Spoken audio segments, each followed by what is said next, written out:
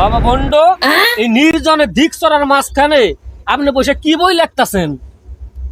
মানুষকে বোধাই বানানোর 100টি উপায়। Oh my god.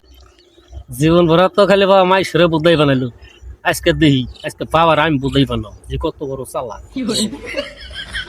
আচ্ছা বাবা, আমাকে যে আল্লাহ হাত দিছে, আল্লাহ হাতের মধ্যে 5টা নখ দিছে কেন দিকে?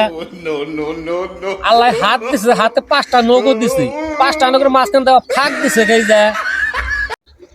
শিষ্য আমার বোধাই বানানো নিগাইছে, হয়তো ভুলভালটা বোধাই বানাই দেন লাগবো।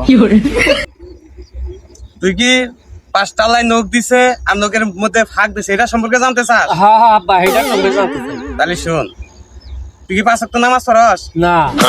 5টা নখ দিছে কারণ এটা হচ্ছে ফজর, জোহর, আসর, মাগরিব, ইশা। এই 5 ওয়াক্ত নামাজ পড়ার নিগে। বুঝলাম। আর নখের মধ্যে যে ফাঁক গুনা দিছে, হ্যাঁ হ্যাঁ। এই ফাঁক গুনা দিছে বিড়ি গাঁজা খাবার নিগে। তুই 5 ওয়াক্ত নামাজ পড়স না, বিড়ি খাস কয়টা করে?